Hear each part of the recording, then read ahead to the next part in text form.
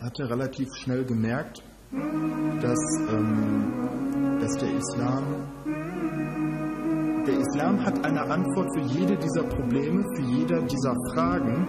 Nur das Problem ist, für einen eingefleischten Atheisten, der 20 Jahre lang auf die Religion geschimpft hat als Massenmanipulation für die Dummen, die zu faul sind, selber nachzudenken,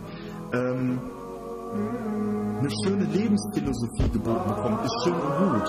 Aber ich kann nicht hingehen und mich selbst betrügen, nur um mich besser zu fühlen. Und gleichzeitig mir dessen bewusst zu sein. Das funktioniert nicht. Also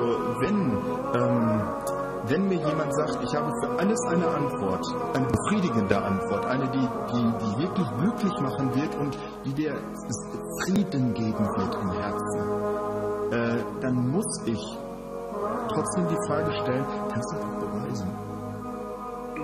Kannst du mir ganz klipp und klar beweisen, fernab jeden Zweifels, dass du mir nicht einfach nur eine schöne Geschichte erzählst, mit der ich mich wohlfühle, sondern dass das wirklich stabil ist, dass das wirklich Überprüfung standhält. Wenn man bereit ist, diese Überprüfung stattzufinden und die Ergebnisse, auch wenn sie einem komisch vorkommen, wirklich zu akzeptieren, kannst du das. Und Koran zu lesen, und ich hatte angefangen, Dokus über muslimische Gelehrte, also wenn die Reden gehalten haben vor Publikum oder zu bestimmten Themen Stellung bezogen haben, irgendeiner, der Name ist mir jetzt leider entfallen, irgendeiner sagte, die Propheten haben sich dadurch ausgezeichnet, jeder hätte daherkommen können und sagen können, ich bin ein Prophet, was ich hier erzähle, das ist von Gott, ihr solltet mir besser folgen. Die Frage ist, wo erkennt man die Echten von denen, die es behaupten? Sie können die Christen fragen, Sie können die Juden fragen, Sie können die Moslems fragen, die sagen, alle Propheten konnten Wunder wirken. Dadurch haben sie sich abgesetzt von den normalen, von den Betrügern. Und meine erste Frage war, was für ein Wunder soll Mohammed denn erbracht haben? Und wenn man Muslime fragt, werden alle sagen, das Größte, viele Wunder hat er gemacht, aber das Größte ist, wie bleibt der Koran? Dann habe ich mir gesagt, gut, das ist doch was.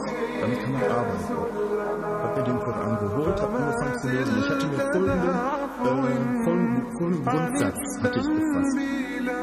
Ich werde den Koran inhaltlich prüfen darüber, ob er von einem Menschen geschrieben worden sein kann. Und ich hatte mir gedacht, du zündest die Kerze an beiden Enden an. Nicht kann er von Mohammed geschrieben worden sein, sondern kann er von Mohammed mit Hilfe geschrieben worden sein, von Leuten, die wirklich Fachwissen besaßen. Und da habe ich mir gedacht, ach, weißt du was, kann der Koran von einem Menschen geschrieben worden sein, der das gesamte Wissen der Menschheit zu dem Zeitpunkt vor 1400 Jahren zur Verfügung hatte und unbegrenzt Zeit, es zu sortieren und zu ordnen. Kann der Voraussetzung von einem Menschen stammen. Egal von wem. Und ich habe mir gesagt, wenn das, was ich vorfinde, mir klar beweist, das ist nicht möglich, dann werde ich so konsequent sein und den entsprechenden Schritt tun und sagen, wenn das nicht von einem Menschen sein kann, dann muss es von Gott sein, wie sie es behaupten, und dann werde ich entsprechend handeln. Und dann habe ich angefangen zu lesen und dann habe ich mich über den Koran ist, dass er neben den moralischen Rechtleitungen und was man tun soll, was man lassen soll, was gut für einen ist, etc., auch immer wieder gefüllt ist mit Stellen, die haben mit moralischen Dingen oder ob man ein guter Mensch davon wird oder nicht, eigentlich überhaupt nichts zu tun. Ich rede von wissenschaftlichen Informationen. Erstens, die habe ich nicht in einem heiligen Buch erwartet. Und zweitens, was machen die da? Die erfüllen den Zweck, dass Leute, die verstehen, wovon geredet wird, die das Fachwissen besitzen, um wertschätzen zu können, was da für Informationen sind, dass die sagen können, also das kann keiner gewusst haben. Ich rede davon von den Stellen im Koran, wo gesagt wird, wie ein Embryo aussieht, wie er sich entwickelt, welche Stellen sich nach welchen entwickeln, was kommt zuerst, was entwickelt sich danach, welche Sinne treten zuerst in Existenz und in welcher Reihenfolge. Dann hat man die entsprechenden Informationen, um überprüfen sagen zu können, ob das Schmuh ist oder ob das wirklich sich mit moderner Wissenschaft deckt, habe mir die Informationen dann geholt von moderner Wissenschaft. Und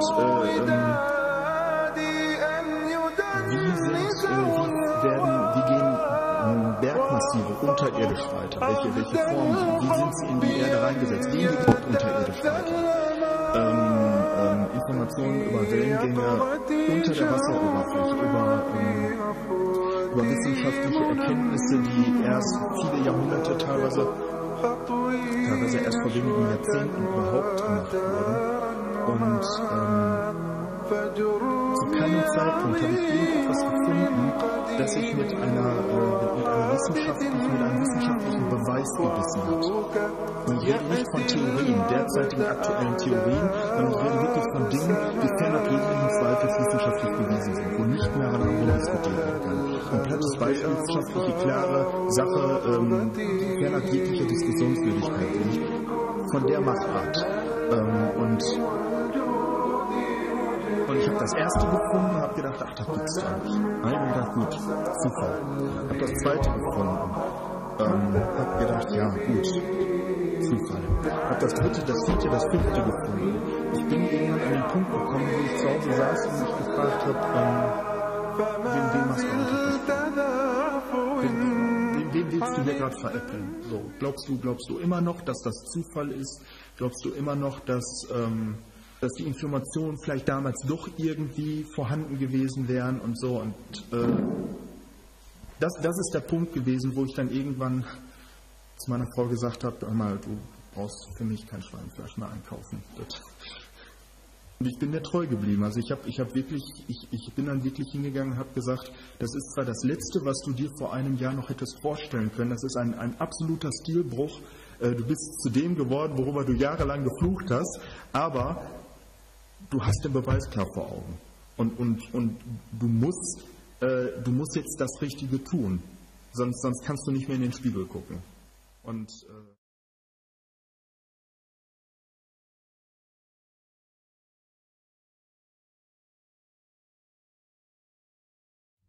The statements we're about to show you are from the Holy Koran, and is said to be the official, unchanged, pure word of God, revealed over 1400 years ago. Claiming to be the word of God is a heavy statement, and without proof, or if a single contradiction is found within the book, the apparent word of God will be proven false. So without further ado, let's put the book to the test.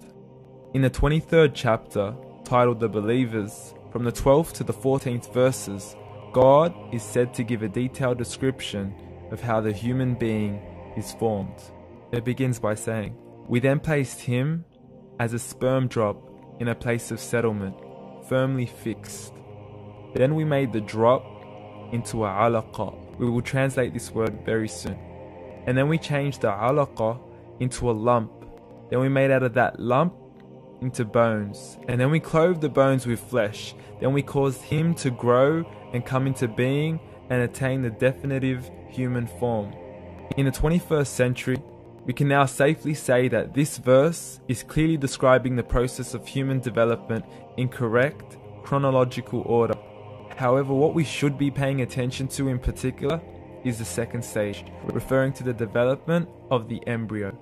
The specific word used to describe the embryo in this verse is the word alaqa. The word alaqa, when translated into English, can mean three separate things.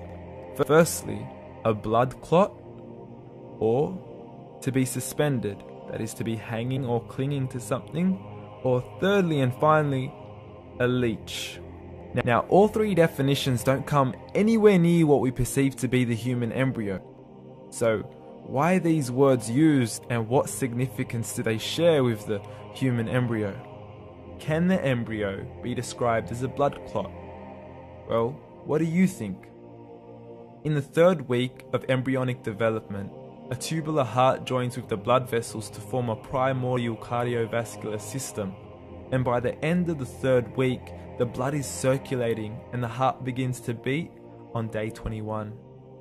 The first thing that comes to mind in regards to being suspended or hanging is the umbilical cord. But we can't use that example because we are simply referring to step 2, before the baby has even formed. But we now know today that the umbilical cord is formed from the connecting stalk. And the connecting stalk is formed as soon as the embryo is formed. The embryo's connecting stalk has even been described by John Allen and Beverly Kramer as an object to suspend the developing embryo in the extra-embryonic column. So an embryo is suspended and does have a strong resemblance with a blood clot. What on earth would an embryo have to do with a leech? Figure A shows the structure of an embryo at 25 days. Figure B shows a leech. Now please note once again that the embryo in this stage is no greater than the size of a kernel of wheat. This is an X-ray of the embryo at 22 days. This is the internal structure of a leech. It's mind-blowing stuff, but you still haven't seen anything yet. This is the head of the embryo at 22 days. The detail you are seeing right now is absolutely impossible to be seen with the human eye and can only be seen with a microscope. This is the back end of a leech. There's no other words used to describe this other than mind-blowing. The pictures we have shown you are impossible to be seen with the human eye or even to be predicted by the human mind. Once again, the verses we have shown you were revealed over 1400 years ago to a man who couldn't read nor write. Are these the words of God? Descriptions of the human embryo in the Koran cannot be based on scientific knowledge in the 7th century. The only reasonable conclusion is that these descriptions were revealed to Muhammad from God, from God, from God, from God, from God, from God.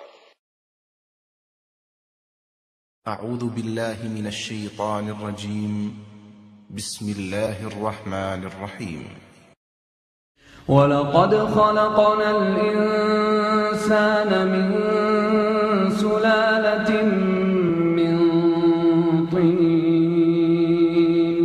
ثم جعلناه نطفة في قرار